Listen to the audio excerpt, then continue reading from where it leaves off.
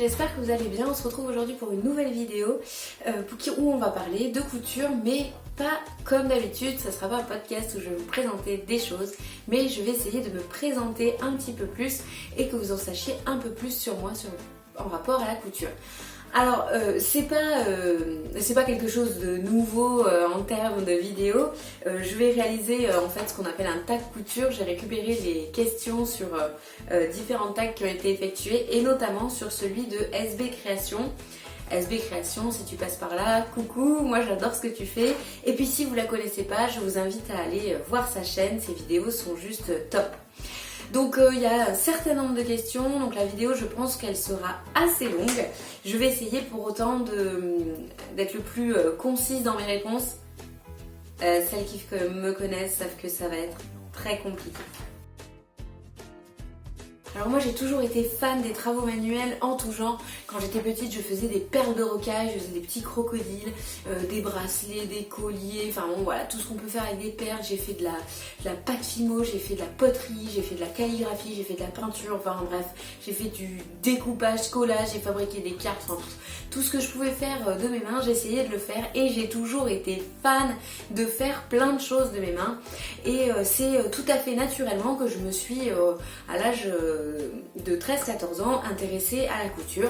En effet, ma grand-mère a toujours cousu et du coup quand j'allais chez elle, il y avait un atelier couture, c'était la caverne d'Ali Baba pour moi.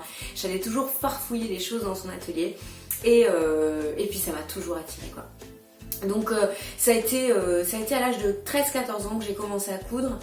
J'ai eu la chance de passer une semaine de stage chez ma grand-mère pendant les vacances scolaires où elle m'a offert ma première machine à coudre et où nous avons cousu ensemble notre premier projet. Et la révélation et la magie a opéré à ce moment-là.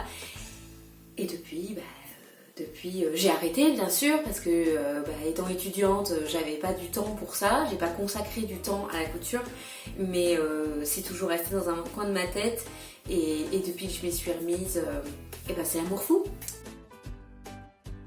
Alors la couture ça m'apporte alors tellement de choses. La première chose, ça m'a apporté une confiance en moi que je n'avais pas. Je suis quelqu'un de très stressé, je suis quelqu'un qui n'a absolument pas confiance en soi. Enfin, qui n'avait absolument pas confiance en soi, ça va mieux. Et la couture m'a permis de réaliser des choses de mes mains, de partir d'un matériel brut, du tissu, et d'en arriver à quelque chose de fini, le vêtement. Et ça, voir que j'étais capable de créer quelque chose de A à Z, pour moi ça a été une grande satisfaction personnelle. Ensuite, au-delà de la confiance en moi, ça m'apporte de la sérénité. Quand je couds, je ne pense à rien d'autre que la couture. J'en oublie tous mes problèmes, que ce soit du quotidien ou autre, et ça me fait du bien tout simplement de coudre. D'ailleurs, dans les phases où je ne couds pas, c'est généralement parce que je n'arrive pas à libérer mon esprit pour la couture. Et c'est que finalement je vais pas bien quoi. Donc quand j'arrive enfin à me remettre à la couture, c'est que tout de suite ça va mieux et que j'arrive enfin à libérer des cases pour ça et ça me fait du bien. Alors oui, je m'en souviens, mais je m'en souviens comme si c'était hier. Comme je vous ai expliqué, j'ai eu la chance d'avoir ma grand-mère qui m'a appris la couture. Donc je suis partie, en fait, on va reprendre la chronologie, voilà, petite histoire. J'avais dit que je serais concise. C'est mal barré. Donc, petite histoire, à l'âge de 13-14 ans, donc j'avais déjà montré des signes prédestinateurs par rapport à la couture. Et je faisais des trucs à la main, je me faisais des petits trucs, voilà. Et en fait, pendant les vacances scolaires, mes parents m'ont dit tu vas aller passer une semaine chez ta grand-mère et tu vas aller faire une semaine de couture. Donc je suis arrivée chez ma grand-mère, nous sommes allés acheter la machine à coudre et nous sommes allés choisir un projet.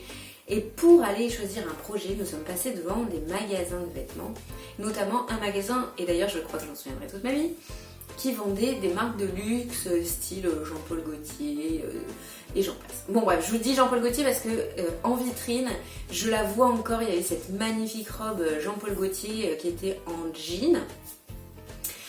Donc c'était une robe en jean, alors je sais plus, elle était bustier il me semble.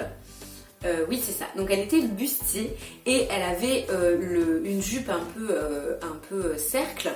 Et dessous c'était c'était garni d'un jupon de tulle rose fuchsia avec des surpiqûres rose fuchsia. Elle était juste... Enfin pour moi c'était fou quoi, c'était une robe de dingue. Et j'ai dit à ma grand-mère, bah voilà, si on fait de la couture, et ben je veux apprendre à faire ça. Et donc nous sommes partis à Toto Tissu et nous avons acheté un patron Burda, donc le premier patron Burda. Nous avons acheté le jean pour pouvoir un peu stretch, pour pouvoir coudre la robe, et du tulle. On l'a pas pris rose, on l'a pris... c'était un vert anis mais très flashy quoi. Et on a fait ma première robe et j'étais trop fan et je l'ai portée. J'adorais cette robe. Et voilà, mon premier projet, donc je m'en souviens et je crois que je ne l'oublierai jamais. Et ben ça dépend. Ça dépend du jour, ça dépend du moment de la journée et ça dépend de ma motivation. Alors une séance couture sur le papier, j'ai une espèce de checklist mentale de ce que j'aimerais faire dans ma séance couture. Et puis ça c'est sur le papier et il y a la réalité. Et en réalité, bien souvent, soit je ne fais pas l'intégralité de la checklist, soit j'en fais un peu plus mais je réfléchis à d'autres idées en même temps. Bref. J'essaye en tout cas toujours de commencer de la même manière, c'est-à-dire que comme je coupe beaucoup de patrons de magazines, je lis les étapes que je vais effectuer. Quand je rentre dans mon atelier, je lis les étapes, je mets à chauffer mon fer et puis j'essaye de me rappeler un petit peu ce que j'avais fait précédemment. J'essaye de faire une grosse session couture quand il s'agit de couper mon tissu, bien sûr. Donc je coupe toujours mon tissu en une grosse session couture, sauf cas exceptionnel, style un manteau où il y a vraiment trop de pièces et donc là j'aurais besoin de le faire en 2 fois. Ensuite j'essaye de faire tout ce qui est entoilage dans une autre session couture parce que j'aime bien que mon entoilage ait le temps de refroidir, donc une petite journée, généralement je fais ça un soir, je fais que de l'entoilage, en plus c'est relou d'entoiler, on est obligé de presser comme ça là, bref, ça prend du temps, c'est pas ce que je préfère, donc je fais une grosse session entoilage, où j'entoile toutes les pièces qui doivent être entoilées. Et ensuite j'attaque la couture, alors soit je respecte les indications du magazine, soit je fais à ma sauce et voilà. Généralement avant de commencer à coudre, je fais tout ce qui est réglage de machine, surjeteuse, les différents points que je vais utiliser, comme ça je les note et au moment de les utiliser, j'ai pas à refaire les tests sur des chutes de tissu. Et puis j'essaye un maximum, mais c'est pas toujours simple, de rester organisée et de ranger au fur et à mesure. Voilà, donc voilà comment ça se passe. Et bien souvent, la réalité me rattrape, c'est-à-dire que ma séance couture, je la fais, je rentre du travail, je prépare à manger en même temps. Donc du coup, j'ai ma gamelle qui est en train de cuire, et puis ça sonne, et puis je me lève, et puis je reviens, et je sais plus où j'en suis. Mon fer c'est déjà arrêté parce que y a une tempo, donc du coup, il faut que je le remette à chauffer, je perds du temps, mon fils m'appelle. Bref, la vie quoi. Voilà, je couds pendant des moments de vie normaux. Oui, voilà, nous y sommes, mon endroit dédié, mon atelier. Alors je vous rassure, pour toutes celles qui n'ont pas d'endroit dédié, je n'ai pas toujours eu un endroit dédié. Au début où j'ai repris la couture, une fois avoir acquis mon indépendance financière, je n'avais pas d'endroit dédié, je faisais de la couture dans ma salle à manger, je découpais mes pièces sur ma table de salle à manger, qui à l'époque était en verre, donc je vous laisse imaginer le stress. Bref, donc j'avais pas d'endroit dédié et puis c'est au fur et à mesure que voilà, j'ai pu réquisitionner une pièce de la maison, mettre mon bureau, mettre mes machines. D'abord j'avais qu'une machine à coudre, ensuite j'ai eu une surjeteuse, bon maintenant j'ai la brodeuse.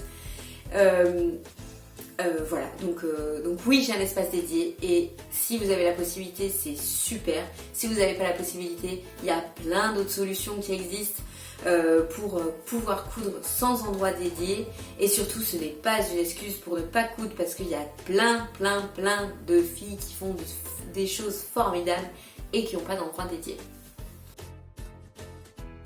Eh bien, je pense qu'ils sont heureux pour moi, que je m'épanouisse dans une passion comme la couture. Non, plus sincèrement, ils trouvent ça chouette.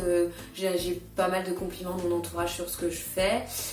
C'est vrai que j'en parle pas forcément à des... Quand on parle de mon entourage, ça va être ma famille, mon conjoint, voilà, des gens très proches de moi. Après, mes amis, eh ben... Bien évidemment, mes amis savent que je fais de la couture, hein. De toute façon ils peuvent pas le louper quand ils viennent chez moi, il y a un atelier, donc ils savent tout de suite que je fais de la couture.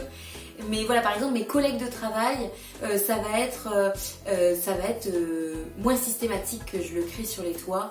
Et puis c'est drôle parce que c'est par période, il y a des moments où j'ai l'impression que tout le monde découvre que je fais de la couture et que ça fait sourire certains et puis d'autres ils s'en fichent, voilà. Bon, il y en a encore certains qui disent « Oh, tu fais de la couture, tu fais aussi du point de croix, oh, putain, t'es une vraie fille des années 50, tu t'es trompée d'époque. » Et ouais, je me suis trompée d'époque, et alors? Enfin bon, moi j'aime la couture, donc je m'en fous. Eh bien, je dirais un peu dans l'entre-deux. J'en prends quand même un petit peu soin parce que c'est quand même un budget, une machine à coudre, et que j'ai pas envie de me retrouver chez le réparateur. Mais je suis pas non plus la plus assidue dans les soins. Vous voyez là, ma machine à coudre elle est pas protégée, vous voyez, voilà, vous voyez, je suis pas en train de coudre et j'ai pas remis le capot dessus. J'ai pas de protection sur mes machines, mais en même temps je les nettoie très régulièrement. Je les graisse avec une huile spéciale dès que je en ressens le besoin. Donc on va dire que je suis plutôt mitigée sur l'entretien de ma machine à coudre. Je rechigne pas à aller voir un réparateur quand j'ai besoin. Dernièrement j'ai été voir un réparateur pour ma surjeteuse parce qu'il y avait un problème au niveau du boucleur, pas du boucleur, de l'aiguille de gauche. Et bon qu'on se le mente pas, hein, qu'on se le dise. Hein. C'est un budget, voilà. Pour faire réparer ma surjeteuse j'en ai eu pour 90 €. Bon voilà, ouais, mais en même temps, maintenant sans surjeteuse, je me vois pas trop coudre, donc c'est pas grave, j'ai mis les 90 € et puis voilà. Et surjeteuse, je rêverais d'avoir je rêverais. Non, j'adorerais avoir encore une machine supplémentaire parce que j'adore les machines, j'adore les outils, voilà, avoir plein d'outils dans la couture, moi ça j'adore.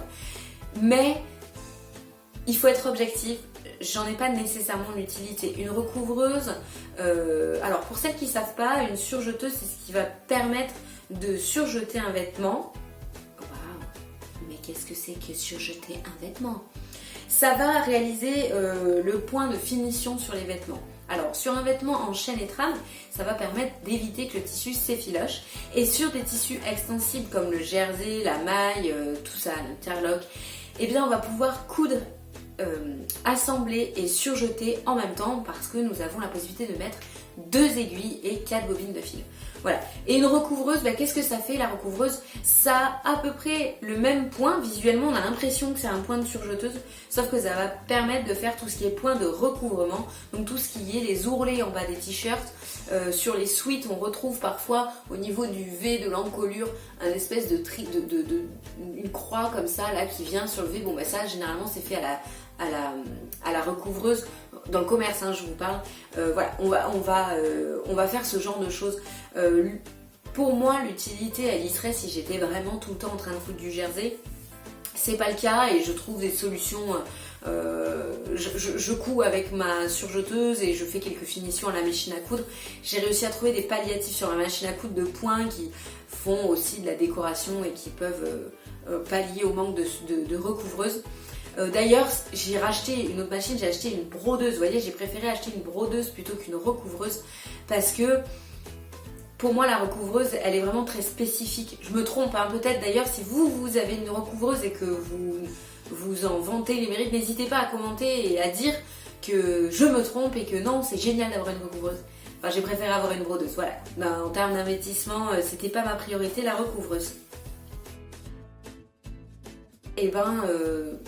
Je suis désolée, mais moi je suis pas patron indépendant. C'est pas que j'aime pas, c'est que je trouve en fait que tout ce que les patrons indépendants sortent, sauf très rares modèles, eh bien en fait on peut les trouver dans des magazines. Alors je vais peut-être en faire grincer des dents, mais voilà, moi j'adore les magazines et notamment Burda. Voilà. Alors en termes de couture femme, moi je n'ai que du Burda. Et j'adore coudre du Burda. C'est un magazine compliqué dans le sens où il faut recopier ses patrons et que les planches à patrons elles sont voilà, c'est un petit peu la chasse au trésor du patron quand on a décidé de coudre un burda. Il y a déjà une grosse partie préparation. Quand on décide de coudre un patron d'un magazine burda, il faut bien se mettre en tête que avant de se mettre à la machine à coudre, oulala, il y a de la préparation. Il faut trouver son patron, il faut recopier son patron, il faut rajouter les marges de couture parce que les marges de couture ne sont pas incluses. Ensuite, il faut comprendre les explications et enfin on coud. Ça vous donne pas envie de coudre du burda? Bah pourtant c'est génial. Moi j'adore toutes ces étapes. Aller chercher le patron et tout, devoir me concentrer, faire des tracés précis pour ajouter mes marges de couture. En plus comme ça je rajoute les marges de couture que je veux, à l'endroit où je veux. Des fois Burda préconise des marges de couture de genre 4 cm pour les ourlets. Ouais, moi je sais que sur ce type de vêtements j'ai pas envie de faire un ourlet de 4 cm, donc je vais raboter et du coup je vais pouvoir gagner du tissu là-dessus. Bon voilà, j'adore coudre du burda, je trouve que leur fit est top. J'ai rarement à reprendre des patrons burda, ou alors que sur des points voilà, où je sais que je suis vraiment pas standard, genre cambrure, des choses comme ça quoi. Ensuite j'adore coudre du octobre pour les enfants. Le octobre pour les enfants, mais pour moi c'est la base. Vous avez un magazine ou plusieurs magazines octobre, vous avez les basiques pour les enfants, on peut les décliner si tant est qu'on ait un petit peu compris quelques techniques de patronage, on peut décliner les patrons à l'infini et ça c'est top. Donc voilà, Burda au top pour les enfants. Et enfin, si je dois quand même parler des patrons indépendants, parce que j'ai quand même quelques patrons indépendants, quelques patrons de marques indépendantes, et bien sans hésitation Direndo. Voilà, j'adore Direndo, j'adore leur style, j'aime beaucoup leur fit. C'est fait pour des femmes qui ont des formes, qui ont une taille marquée, des hanches, de la poitrine. Et ça c'est top, on n'est pas sur de la femme filiforme. Donc Direndo, j'adore. Dès qu'il y a une nouvelle collection qui sort, je la regarde et généralement il y a plusieurs modèles qui me plaisent. Et j'ai déjà cousu plein de choses de chez Direndo. Voilà pour les patrons. Alors si je devais revenir un petit peu sur le sujet, pourquoi je n'ai pas de patron indépendant ou très peu, et bien déjà le prix, je suis désolée, mais entre acheter un magazine qui coûte 6€ ou 6,50€, où il va y avoir des tas de modèles que je ne vais certainement pas tous coudre, mais des tas de modèles, et acheter un patron indépendant à plus de 15€ la pochette, et ben pour moi couture de tous les jours, je préfère avoir des magazines. Ça n'empêche que de temps en temps, je me fais plaisir avec un patron indépendant. Parce qu'il faut avouer que les patrons indépendants, ils ont ce petit truc qui fait que c'est confort. On a des explications qui sont confortables. On a des pièces qui ne se chevauchent pas. Ou tout du moins, moi j'estime qu'un patron indépendant, voilà, si on peut éviter d'avoir des pièces qui se chevauchent, c'est mieux. Les marges de couture sont incluses, donc déjà ça fait une étape en moins. Généralement, on a plein de sew-along sur internet, ce qui permet de suivre des pas à pas si on est vraiment trop peur que les instructions nous conviennent pas. Bref, il y a plein d'avantages à coudre des patrons indépendants, mais moi l'inconvénient du prix me freine et généralement j'arrive à trouver mon bonheur dans les magazines. Donc voilà, marque préférée, Burda, octobre. Direndo pour les indépendants. Ma matière préférée, alors en fait je dois vous le dire, je n'ai absolument pas préparé ces questions.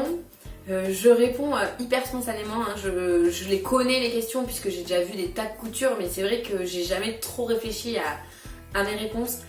Alors ma matière préférée, je dirais que j'adore la viscose. Ah ouais, la viscose j'adore. Parce que c'est d'une fluidité, c'est juste sublime quoi. À porter, je trouve ça trop bien. Je trouve que c'est doux, c'est agréable, ça gratte pas, ça se froisse pas énormément, ça se froisse un peu mais pas énormément. Le coton, j'aime beaucoup comme matière, mais je me fais bizarrement peu de choses en coton parce que j'ai plus de mal avec le tombé un peu raide du coton. Mais j'aime bien aussi comme matière et je la privilégie notamment pour les accessoires ou pour des petites coutures de bébé, vous voyez, d'enfants, de bébés, voilà, là je vais utiliser du coton et je vais me faire plaisir sur des beaux motifs, genre des beaux Liberty, des belles choses comme ça. Le jersey, j'adore le jersey, non mais oui, il faut le dire, j'adore porter du jersey, j'adore, c'est génial, c'est confortable, c'est flex, on est bien, voilà, et puis c'est rapide à coudre, avec la machine à coudre, bon bah ça se fait très bien, mais ça se fait encore plus rapidement avec une surjeuseuse, donc du coup ouais, le jersey c'est top. Et après en fait j'ai pas vraiment de matière un petit peu... On va plutôt parler des matières que j'aime pas plutôt que de la matière que je préfère. Voilà. Les matières que j'aime pas coudre, par exemple, ça va être tout ce qui est... vous voyez le tulle. Ah ça par exemple, j'aime pas le coudre. J'aime pas... Qu'est-ce que j'aime pas coudre aussi? J'aime pas... Alors, j'en ai encore pas parlé sur mes podcasts, ça viendra certainement à mon prochain podcast. J'ai cousu mes serviettes hygiéniques lavables et du coup j'ai cousu du pull. Pull, P-U-L en majuscule, c'est un tissu imperméable, c'est le tissu que vous retrouvez sur des alaises, je sais pas si vous avez déjà fait gaffe, enfin bon bref, c'est un tissu qui est très fin, légèrement extensible et en fait il y a une face enduite et une face un peu plus râpeuse, mais c'est vraiment voilà, pour le percevoir c'est très limite et c'est fluide, c'est fin, ça fuit, ça glisse, enfin j'ai pas trop aimé coudre cette matière, vraiment ça n'a pas été une partie de plaisir de coudre cette matière. Voilà, en fait j'aime bien tester des nouveaux trucs, donc j'aime bien le challenge, j'aime bien les matières compliquées parce que ça m'oblige à être très concentrée, j'aime bien les matières faciles parce que du coup ça coule de source et c'est très reposant quand je fais des projets dans les matières faciles, donc je sais pas, j'ai pas forcément de matière préférée. Un peu les deux, et j'en reviens un peu d'ailleurs de internet pour me diriger de plus en plus vers des boutiques physiques. Alors, je vous l'ai déjà dit, je vis dans le centre de la France. Le centre de la France, c'est-à-dire qu'en fait, faut croire qu'il y a un magasin de tissus, c'est Mondial Tissu et basta. Ah, il y a Centracor aussi. On le compte comme un magasin de tissus? Ouais, bon, ok. Donc il y a Centracor et il y a Mondial Tissu. Voilà, c'est tout. Et quand je suis arrivée dans la région, c'était pas encore à la mode de faire de la couture. Non, parce que là c'est une mode, hein. C'est un truc de ouf, ça revient, mais alors à vitesse grand V. Donc comme toute chose, plus il y a de demandes, et plus il y a de choix. Donc moi quand je suis arrivée dans la région, il n'y avait pas du tout une demande dans la couture. Donc le Mondial Tissu, c'était, mais vieillot, oh, mais un truc de ouf. Donc du coup je me suis dirigée sur internet. Ou alors j'achetais mes tissus quand je partais chez mes parents ou mes beaux-parents. Vous voyez, là où il y avait des magasins qui me plaisaient. Mais du coup c'était internet. Et maintenant je me rends compte que Mondial Tissu, déjà ils se sont un petit peu alignés au niveau prix. Alors soit c'est Mondial Tissu qui s'est aligné niveau prix, soit c'est les autres qui se sont alignés à Mondial Tissu. Enfin vraiment je trouve qu'au niveau des prix tout se tient quoi. À moins d'acheter ces tissus dans des sites comme Dress & Stoffen ou des sites vraiment étrangers, où là il y a des prix défiant toute concurrence, hein, qu'on se le dise quand même. Sinon les prix se valent quoi. Donc je fais un peu d'internet et un peu de boutique physique. J'aime bien les coupons Saint-Pierre, mais d'avoir des coupons de 3 mètres, je trouve que des fois on n'a pas nécessairement envie d'avoir 25 j'exagère bien sûr, mais 3 vêtements dans le même tissu quoi. Moi j'aime bien avoir une garde-robe variée. Donc voilà, 3 mètres des fois ça me dérange. J'ai commandé sur tissu.net, mais ces derniers temps j'ai eu des complications avec eux, donc c'est pareil, voilà, je vais essayer de moins commander chez eux. Mais voilà, donc du coup finalement, et pour y avoir été il n'y a pas très longtemps, Mondial Tissu ça reste, il y a quand même du choix maintenant, voilà. Il y a peut-être un peu moins de choix dans les jerseys pour enfants, et encore ça doit dépendre des magasins. Donc voilà, je vais tendre à plus me fournir en boutique physique. Bon alors, minimaliste clairement pas. Je n'arrive pas à acheter un tissu pour un projet et racheter un tissu lorsque mon projet précédent est fini. Non, ça j'arrive pas. Non. Je vais acheter un tissu en ayant un projet en tête, puis je vais rentrer chez moi. En fait, j'ai déjà 10 projets en tête. Du coup, j'attaque un projet, mais pas nécessairement avec le tissu que je viens d'acheter. Bah oui, il faut le laver. Donc il n'est pas dispo. Et puis, j'attaque ce projet, et entre-temps, j'ai été sur Instagram, j'ai été sur Pinterest, j'ai regardé une série, et je me suis inspirée, j'ai eu des idées, j'ai vu la dernière collection Cézanne. Bref, plein de choses me sont passées en tête, j'ai acheté 3 tissus. Est-ce que j'ai cousu les 10 projets? Non, pas du tout. Est-ce que j'accumule des tissus? Oui. Un Un petit peu. Maintenant, est-ce que mon stock est indécent? Je ne dirais pas. Je dirais que j'ai des tissus un peu coup de cœur, j'ai des tissus dans lesquels j'ose pas trop couper. J'aimerais bien arriver à arrêter d'acheter des tissus un peu coup de cœur comme ça, sans avoir de réel projet par-dessus, et acheter que des tissus que je suis sûre de coudre. Mais des fois je rentre dans des magasins et je suis comme une ultra gourmande dans une pâtisserie quoi. Je me dis oh mais celui-là il est trop beau, et oh mais ces motifs c'est trop beau, et oh, celui-là il est trop beau, et je ressors et je devais y aller pour une fermeture éclair, j'ai 150 € de tissu. Voilà. Bon, on va passer à la question suivante. Hein, j'ai un petit peu de tout. J'ai des patrons pochettes, j'ai des patrons magazines, j'ai des livres. J'adore les livres, j'adore lire. Les livres pour moi ce sont plus des objets un petit peu, des beaux objets. Un petit peu des objets où on va retrouver des choses un petit peu de collection. Donc par exemple je vais avoir des livres techniques. J'aime beaucoup les livres techniques, mais vraiment la Bible de la couture, la couture pour les nuls, la simplicité de la couture, et j'en passe de tous les autres livres qui expliquent les mêmes bases avec les mêmes photos et les mêmes discours.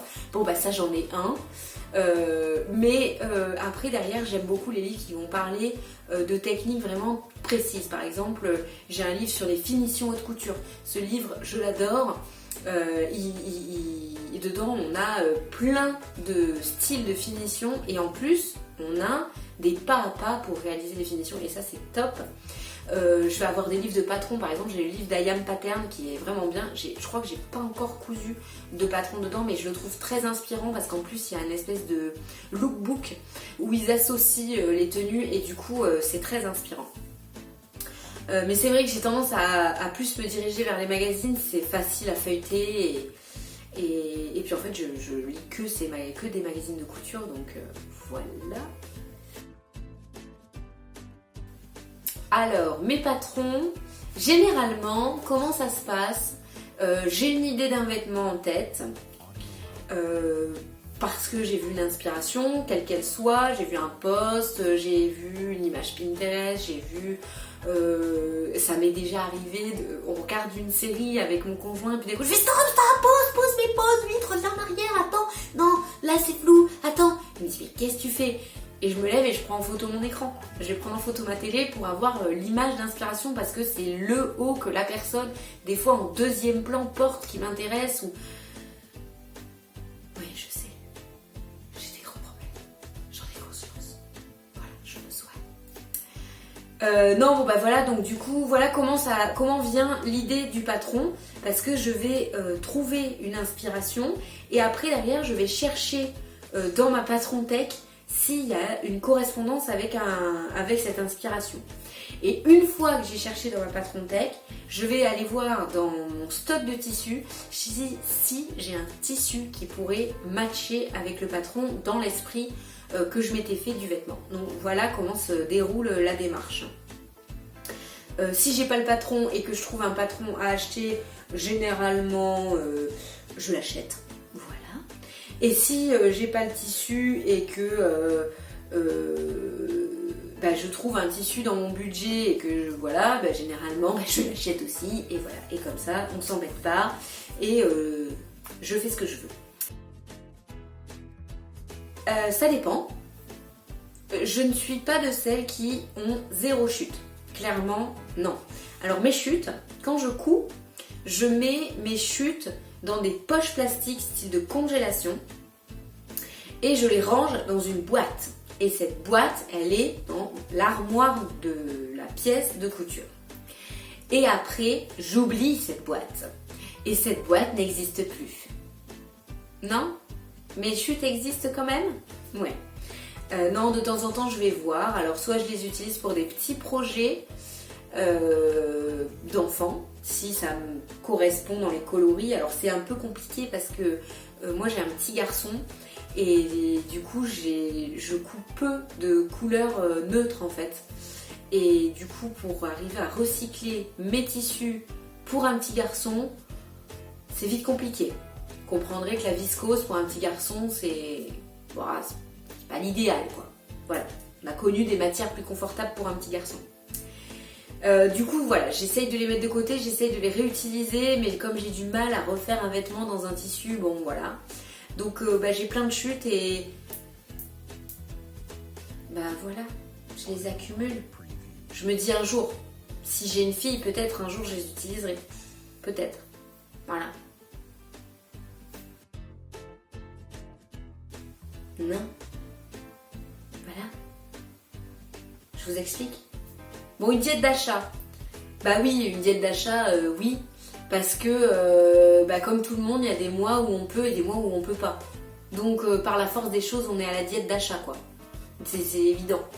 Maintenant, une diète d'achat, par exemple, sur un an. Bah non, c'est pas possible. Comment je fais? Je meurs?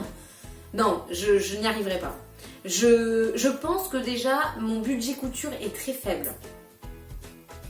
Alors, tout le monde ne serait pas d'accord avec cette réflexion, j'en ai bien conscience. Voilà, j'ai de la chance que mon conjoint ne regarde pas mes vidéos.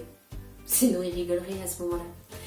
Non, mais je pense que mon budget couture est pas très élevé. Dans le sens où je fais pas des commandes de tissus tous les 4 matins.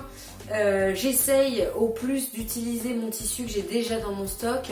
En termes de matériel, j'ai pas des besoins en matériel hyper excessifs. Le dernier matériel couture, hormis ma machine à coudre brodeuse extraordinaire mais extraordinairement chère, le dernier matériel couture que je me suis acheté, c'est un ciseau électrique. Bon voilà, ça m'a coûté 30 € quoi. Pas pris un risque. Voilà, j'ai pas une dépense en couture qui est folle. Maintenant, de là à dire que je pourrais ne plus acheter, non, c'est pas possible. On a toujours besoin de quelque chose. Une fermeture éclair, des boutons, de l'élastique, de l'entoilage. Donc en fait, on a toujours besoin de consommables en fait. Et ce consommable, il porte bien son nom, il est consommé rapidement, donc on est obligé d'en racheter. On le pompe pas, le consommable, malheureusement. Donc non, c'est pas envisageable une diète d'achat au sens vrai du terme. Ultra bon élève. Ah oui, alors là, moi je repasse. Hein. Oh là là, alors moi je repasse. Hein. Ah oui, hein. Ah je le dis. Hein. Alors, moi je suis bonne élève. Non, sans déconner, je repasse. Je ne conçois pas de coudre sans repasser. D'ailleurs, je vous l'ai dit au début de la vidéo, je rentre dans mon atelier, la première chose que je fais avant même d'allumer mes machines, c'est d'allumer ma centrale vapeur. Parce que une couture, un repassage. Ça, oui. En bâti, non. Mauvais élève. Moyen élève. Mauvais élève. Ouais, mauvais élève. Si je peux me passer de bâtir, je ne bâtis pas. Les rares fois où je bâtis, c'est parce qu'on est sur quelque chose de très précis. Et dans ce cas-là, je vais bâtir. Mais sinon, si je peux m'en passer, je m'en passe quoi. En couture à la main, ça me dérange pas. Je suis pas réfractaire à faire de la couture à la main.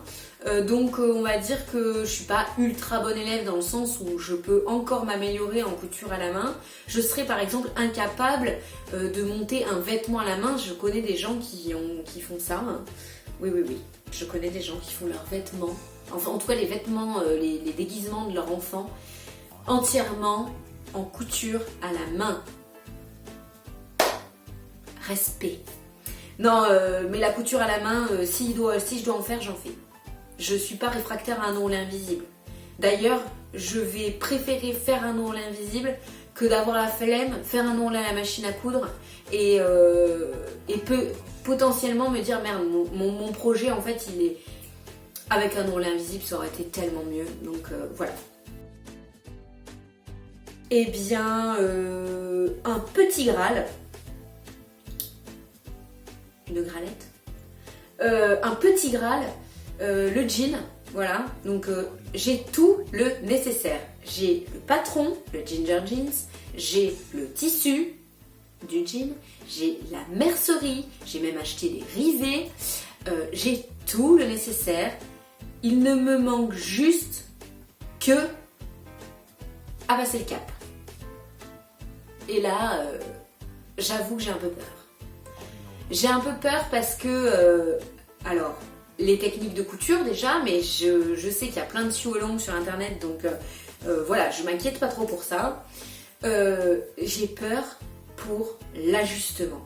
Je me suis déjà cousu des pantalons, mais généralement les pantalons que je me couds, ce sont plus des pantalons un petit peu larges, pas des skinny quoi, ou pas des slim. Et là, j'aimerais bien le faire en version skinny, parce que je porte beaucoup de skinny dans la vie de tous les jours.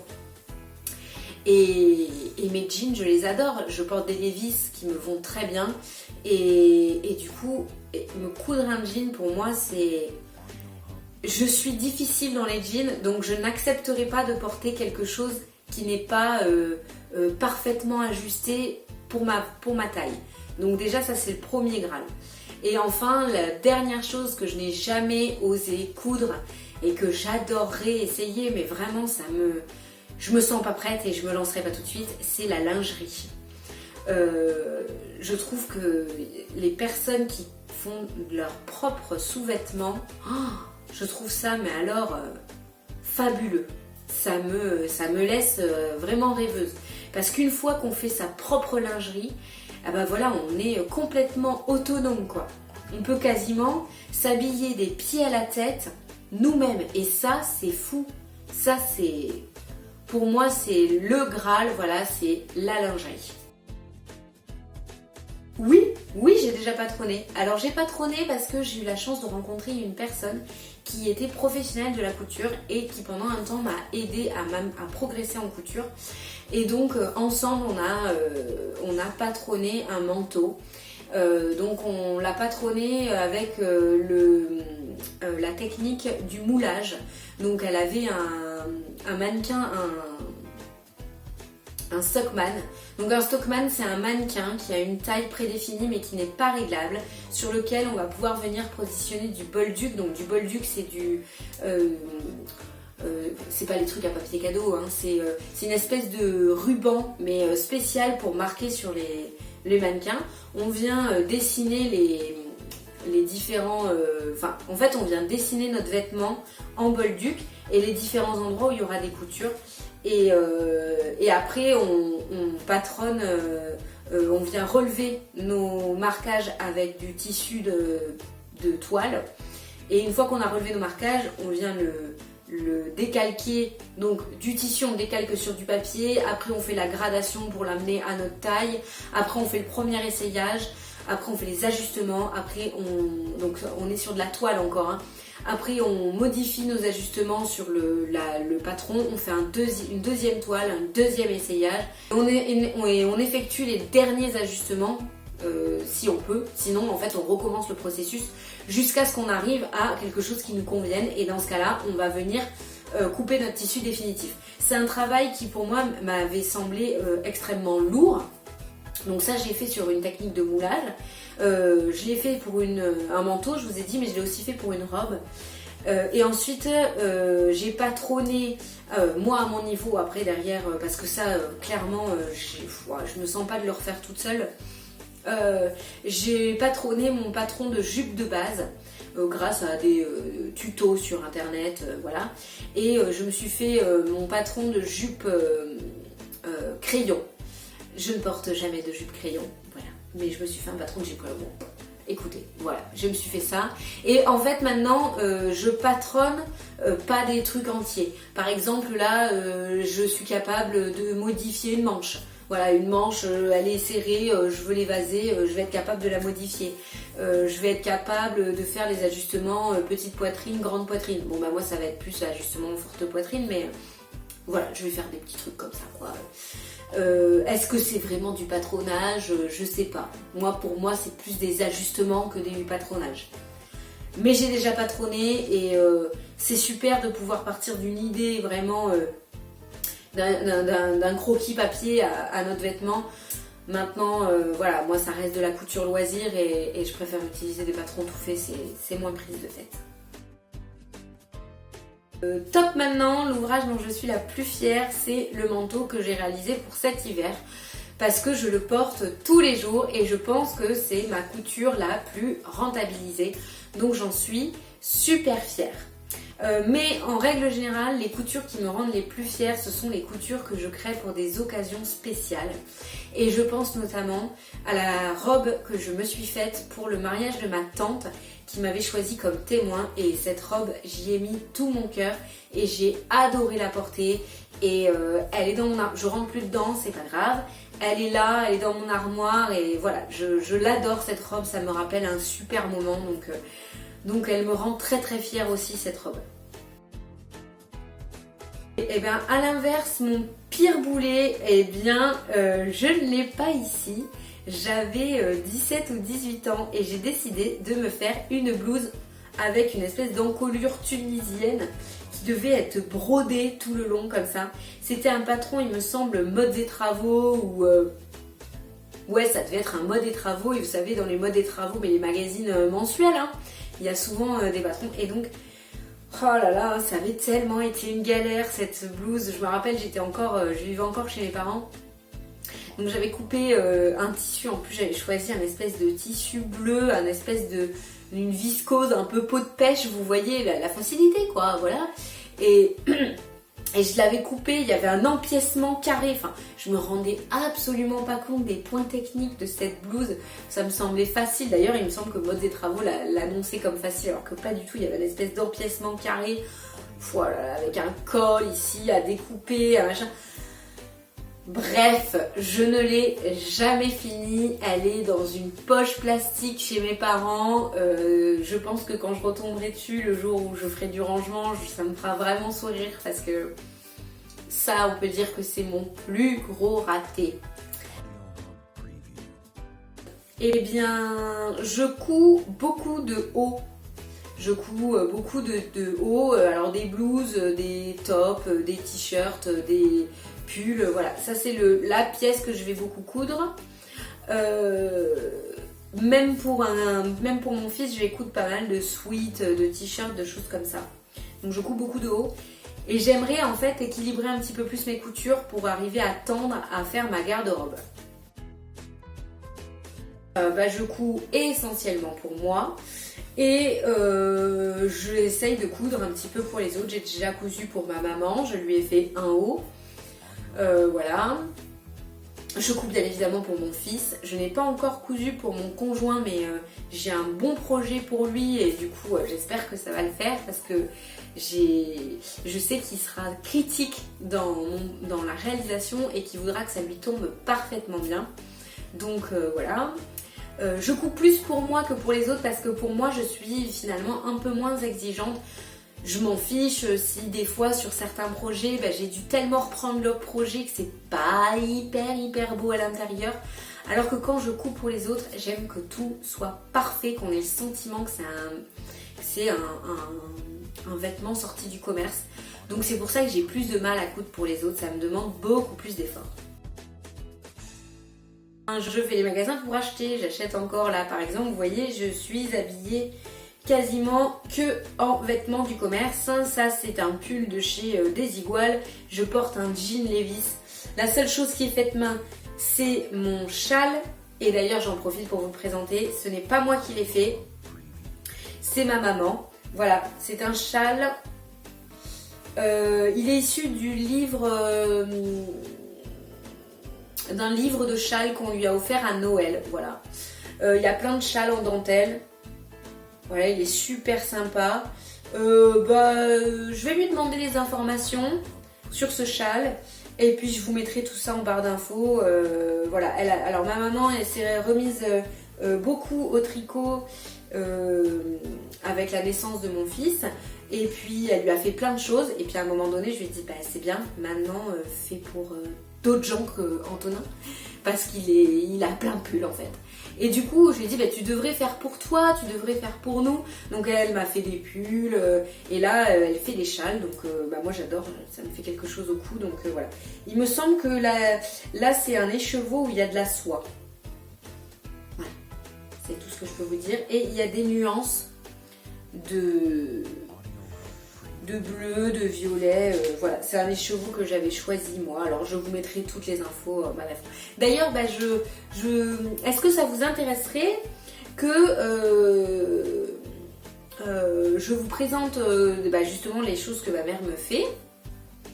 Si ça vous intéresse, dites-le moi en barre d'infos, auquel cas je préparerai bien évidemment un peu mieux les présentations. Voilà.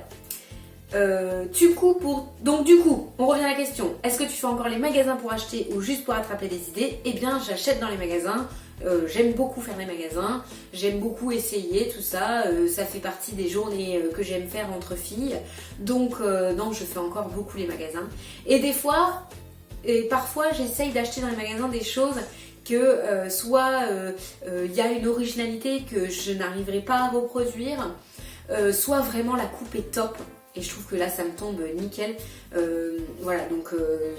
Voilà, et grosso modo je suis quand même très compliquée quand j'achète des choses dans le commerce, vous voyez, je regarde quand même les finitions, les choses et machin, donc les vêtements que j'achète, c'est quand même généralement des vêtements de bonne qualité. Est-ce que j'attrape des idées? Bah oui, plein, parce que du coup quand je vais dans des magasins et que j'achète pas les vêtements que je vois, pourquoi? Parce que les finitions sont mauvaises, et ben généralement je les prends en photo et je me dis ah je vais les faire et tout, c'est trop une bonne idée. Bon, je les fais jamais. Mais j'attrape plein d'idées, ouh là là, des idées, j'en ai plein, j'ai plein d'idées. Pour tous les jours, je couds pour tous les jours, la preuve en est, mon manteau, mes différents hauts, voilà. Et pour les grandes occasions, et ben évidemment pour les grandes occasions, si on coud et qu'on coud pas pour les grandes occasions, et ben voilà. J'adore quand on a un mariage, quand on est invité, mariage, baptême, tout ça, me dire tiens je vais me faire ma tenue. Parce que je sais que je serai la seule avec cette tenue. Bon, bien que j'ai jamais vu dans un mariage deux personnes habillées pareil, hein. Voilà, j'aime bien me faire ma propre tenue. Donc généralement tous les mariages où je vais, j'ai une robe fait main. Et ça j'adore.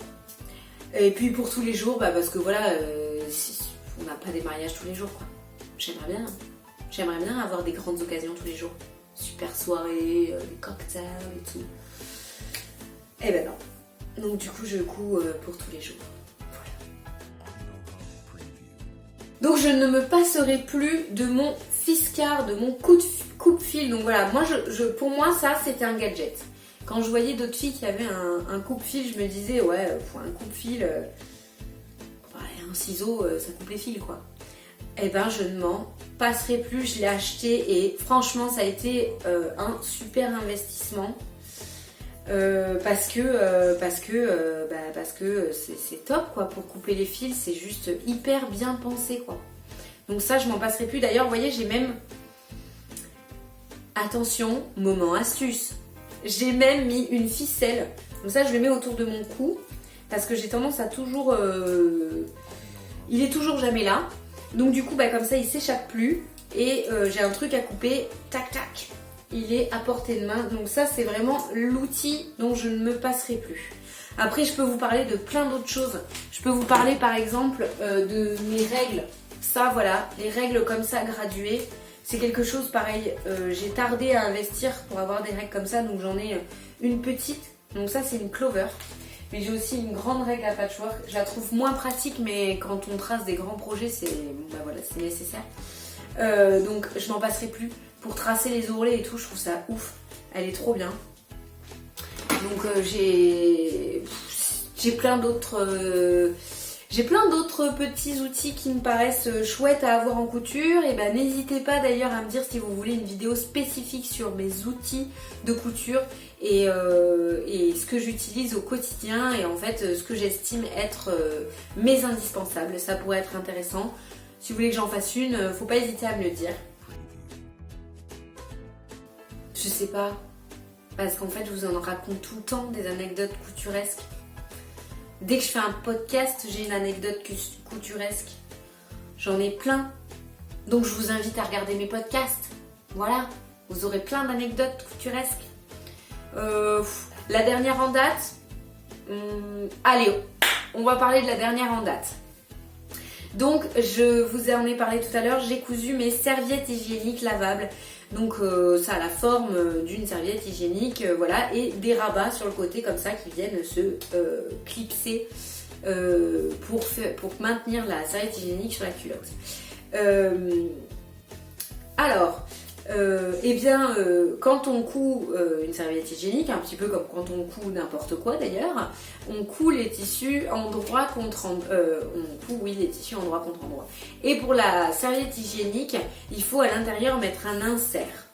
Et donc cet insert, il est cousu tout le tour, et puis après on fait une couture au milieu. Et donc il m'a fallu au moins 4 serviettes hygiéniques pour arrêter de coudre mon rabat rabattu. Voyez-vous, je faisais chaque serviette hygiénique avec mon rabat. Voilà, on imagine que ça c'est avec les rabats qui étaient rabattus comme ça sous mon pied de biche, et du coup je fixais mon insert et mon rabat était rabattu, et voilà. Il m'a fallu 4 lingettes pour arriver à arrêter de faire ça, et j'étais obligée de découdre à chaque fois. C'est un enfer à découdre. Bref, voilà, c'est la dernière anecdote couturesque en date. Mais il m'arrive tout le temps des trucs, alors voilà. Ah non, si! Oh, mais si! Anecdote couturesque de dingue! Mon fils a failli péter ma brodeuse. Non mais, vous vous rendez compte? Oh, ma brodeuse quoi! Le truc, la machine la plus chère de cet atelier, il a failli la péter. Du coup, maintenant, je ferme l'atelier à clé. Voilà où j'en suis rendue, vous voyez. Je suis obligée de... Enfin, je ferme l'atelier à clé quand je ne suis pas présente dans l'atelier. J'aimerais bien m'enfermer à clé quand je suis présente dans l'atelier, mais il y en a un, il sera en train de pleurer derrière la porte. Donc, du coup, je lui le laisse ouvert, quoi. Non, mais en fait, c'était donc le week-end dernier. Donc, actuellement, je suis toute seule avec mon fils parce que le papa est en déplacement professionnel. Et du coup, voilà, donc on a notre rythme et tout, et donc j'étais en train de coudre, je faisais des allers-retours, comme je vous expliquais dans une séance couture chez moi, je faisais des allers-retours entre la pièce de couture, la cuisine, ainsi de suite, ainsi de suite. Et à un moment donné, j'étais dans la cuisine en train de faire ce que j'avais à faire, et j'entendais plus mon enfant. Et généralement, quand on n'entend plus un enfant, c'est que soit l'enfant s'est fait tellement mal qu'il n'est plus en capacité de parler, mais généralement on a entendu un gros bruit avant, soit qu'il fait une grosse connerie.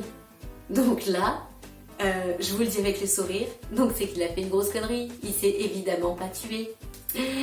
Donc du coup je suis revenue dans mon atelier, et là j'ai vu qu'il avait touché à tout, donc il avait pris... Vous savez, les petites pinces comme ça, voilà, les petites pinces comme ça, il les avait mis sous le pied de biche de la machine à coudre, et il avait, voilà, j'ai qu'à les jeter si j'en veux plus, et il avait baissé le pied de biche, donc il avait forcé, machin. Après, il s'était mis devant ma surjeteuse, et il avait rien trouvé de mieux à faire que de faire rouler les molettes de réglage de tension. Joie, voilà. C'est pas comme si c'était une chier à régler, une surjeteuse, bref. Donc il m'avait fait ça. Et voilà, c'est à peu près... Ah oui, je l'ai retrouvé debout, un pied sur une chaise, un pied sur le bureau, à essayer de choper mes ciseaux suspendus, bref, le truc pas dangereux du tout, voilà. Donc il avait fouillé dans les tiroirs. En fait, en l'espace de 5 minutes, c'était tel une espèce de lutin malfaisant là, qui m'avait retourné l'atelier, donc j'étais très énervée. Mais du moins j'ai cru que j'avais tout trouvé. Et le lundi, donc le week-end passe, et le lundi soir, je lui ai cousu un sweat, et sur ce sweat, j'ai voulu faire une broderie. Donc on a choisi la broderie ensemble sur l'ordinateur, moi naïve. Oh tiens, viens mon petit chat, on va choisir la broderie ensemble. Oh bah oui maman, ah oui, on se met devant l'ordinateur, on choisit la broderie. Il était tout content. Et puis je l'injecte dans la machine. J'appuie sur le bouton start. Le bras se décale. Je vous fais monter la pression. Vous vous dites, oh là là. Ou pas d'ailleurs. Le bras se décale, l'aiguille, enfin tout commence à s'enclencher, et là ça me fait un espèce de bruit de l'apocalypse, et elle se met en erreur, elle bip, elle se met en erreur, et je vois un message, vous avez un problème sur la machine, soit votre aiguille est endommagée, ou alors il faut aller voir un réparateur. Non. Oh mon Dieu. Donc là, mon aiguille n'était pas endommagée. Donc les larmes me sont clairement montées parce que je me suis dit mais non, mais qu'est-ce qui s'est passé? Et en fait, cette espèce de truc qui me sert d'enfant avait joué avec l'enfil aiguille, monter, descendre, sauf que l'enfil aiguille, si on le fait descendre lorsque le pied de biche est relevé, il bloque. Sauf que bah évidemment, à 3 ans, on le percute pas, tu vois, qu'il faut baisser le pied de biche et tout. Mais ouais, donc il a forcé, il a tellement bien forcé qu'il m'a déboîté l'enfil aiguille. Du coup, ça avait vrillé autour du mécanisme de l'aiguille. Donc quand ça se mettait à coudre, mon enfil aiguille n'était pas totalement remonté puisqu'il n'arrivait plus. En fait, un enfil aiguille, donc ça c'est une aiguille, et quand vous appuyez sur votre molette, vous avez votre enfil aiguille qui vient faire un tour comme ça autour de votre aiguille pour enfiler votre fil dans votre chat. Et quand vous relâchez la petite molette du haut, tac, ça revient en position initiale. Et moi, ça ne revenait plus en position initiale, ça restait en demi-position. Sauf qu'en demi-position, bah, c'est trop haut pour arriver à faire de la broderie. Donc après au moins une demi-heure de bataille, j'ai réussi à remboîter mon enfil aiguille. Ouf! Voilà, parce qu'en fait là, sinon en fait, je l'empaillais. Voilà, je crois que j'empaillais mon enfant. Voilà. Non, je blague, hein, bien sûr. Donc non, j'étais vraiment, oh là là, j'étais vraiment paniquée. Et j'ai réussi à remettre mon enfil aiguille et j'ai réussi à le remettre en place et à le détordre parce qu'évidemment il avait tordu. Enfin bref. Donc voilà, ma dernière anecdote couture, c'est ça. J'ai immédiatement grondé mon fils, qui a d'ailleurs tout de suite, je lui ai demandé, je lui ai fait est-ce que tu as touché, et très fièrement il m'a dit ah bah oui maman, j'ai touché, oui. Donc là je lui ai dit bah maintenant voilà, t'as gagné, l'atelier couture sera fermé quand j'y serai pas. Donc maintenant je ferme à clé mon atelier couture pour éviter que mon fils vienne non seulement toucher les machines, mais en même temps j'ai envie de vous dire moindre mal, s'il me casse une machine, et ben je la ferai réparer. C'est surtout que maintenant il est assez grand pour venir prendre des objets et se faire mal avec. Là clairement sur la brodeuse il aurait pu se faire mal. Il aurait pu, en jouant avec l'enfil aiguille, se planter le doigt sur l'aiguille, en déboîtant le truc, ça aurait pu, enfin, il aurait clairement pu se faire mal. Donc maintenant, je ferme l'atelier couture à clé. Voilà, l'anecdote couture est dite. Nous en avons fini avec cette vidéo. J'espère que c'était pas trop long. Je ne sais pas, j'ai pas regardé l'heure. J'espère que ça vous a plu, que ça vous a permis d'en savoir un peu plus sur moi. N'hésitez pas à me dire si vous souhaitez des types de vidéos en particulier, parce que les podcasts couture, on peut pas en faire toutes les semaines quoi, parce que j'ai pas un rythme couture assez effréné pour pouvoir faire des podcasts toutes les semaines. Donc voilà, n'hésitez pas à liker cette vidéo, n'hésitez pas à vous abonner, n'hésitez pas à tout ça parce que ça fait plaisir. N'hésitez pas à mettre un commentaire positif parce que ça fait plaisir et que ça motive et que c'est grâce à ça qu'on continue de faire des vidéos. Voilà, merci et puis bonne couture à vous. Au revoir.